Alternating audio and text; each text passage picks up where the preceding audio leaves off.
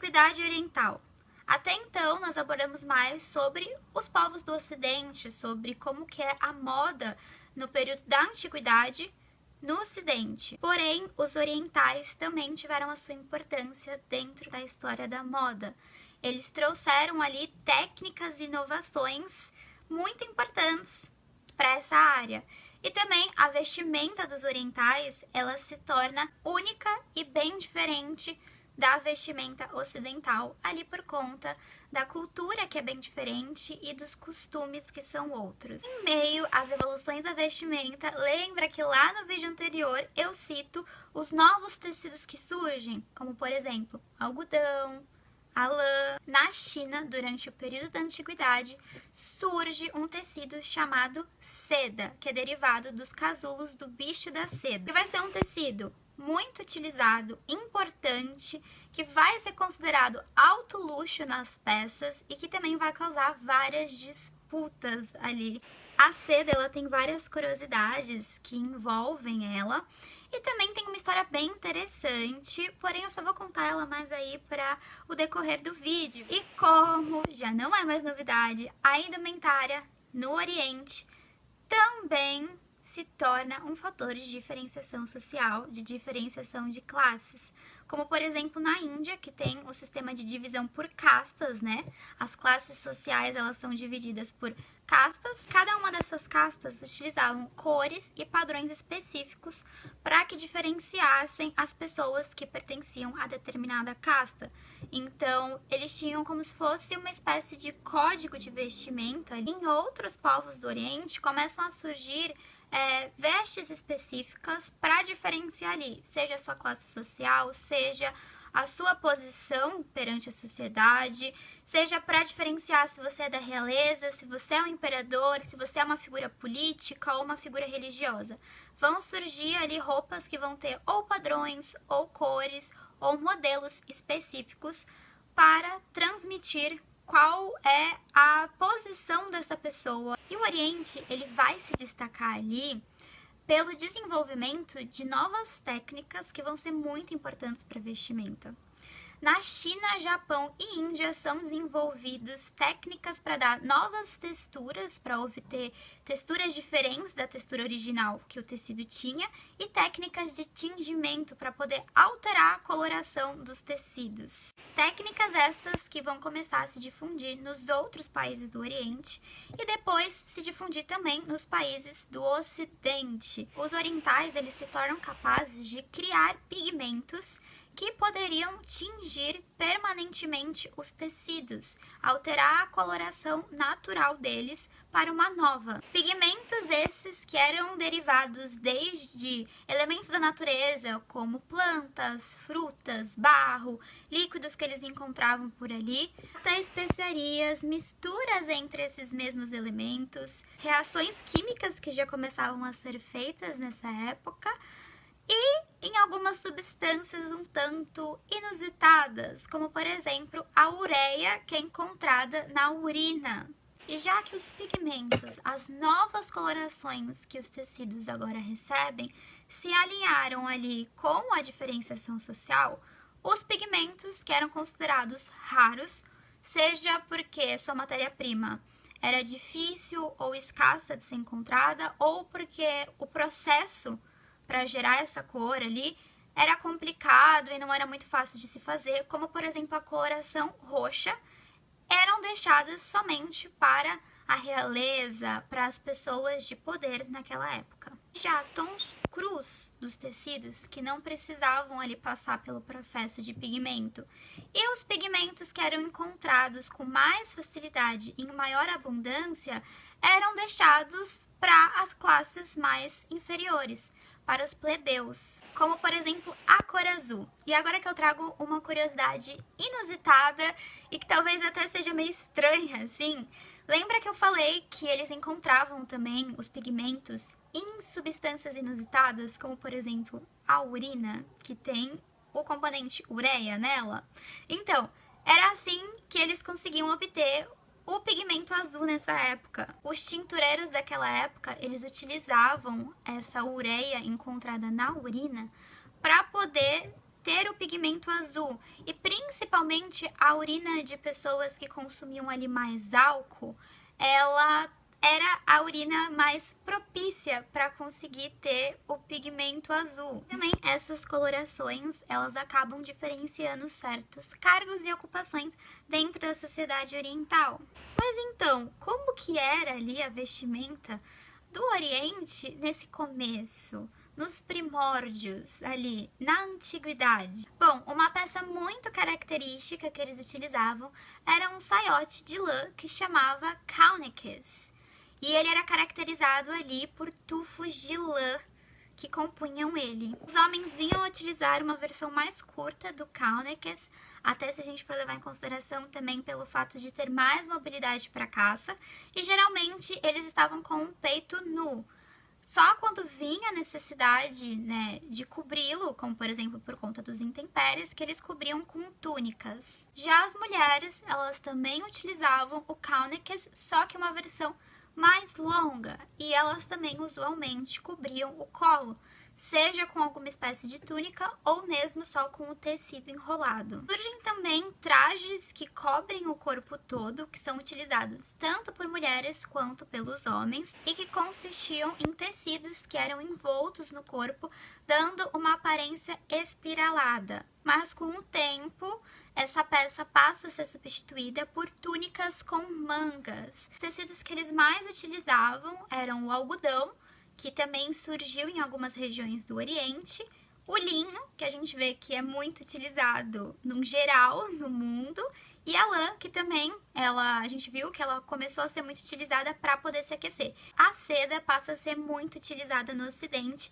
principalmente na China. E já que agora a gente citou a seda, eu vou trazer algumas curiosidades que são muito legais sobre a seda. Existe uma lenda um tanto interessante sobre o possível surgimento da seda. Diz a lenda que a imperatriz da China, Lei Zhu, estava um belo dia ali tomando chá ao sol, até que um casulo tecido por uma lagarta acaba caindo dentro da sua xícara. E com o calor ali do chá, esse casulo ele acaba derretendo e revelando um fio que era fino e extraordinariamente longo, e a imperatriz acaba mandando com que teçam um pedaço de tecido com esse fio.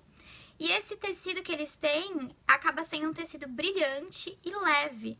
E assim surgiria a seda. Porém, essa história não passa de uma lenda, pois segundo os historiadores, a imperatriz Lei-Zhu, ela viveu em cerca de 2700 a.C.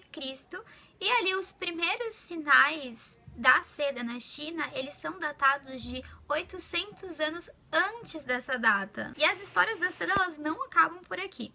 O seu cultivo tradicional, além dele não ser fácil, era um cultivo trabalhoso, ele também era um cultivo bastante cruel, pois ele consistia no seguinte: as lagartas, né, o bicho da seda, eles eram alimentados ali especificamente com folhas de amoeira. E aí essas lagartas eram deixadas ali para começar o seu processo de metamorfose, né, tecer os seus casulos ali. Só que quando chegava o momento delas criarem as asas, né, e completar esse processo, as lagartas elas eram feridas. E aí nisso eles desenrolavam o casulo, obtendo os fios de seda. Por conta desse processo dificultoso, muitas das vezes o tecido acabava valendo o seu próprio peso em ouro. Então era um tecido que tinha um custo extremamente alto.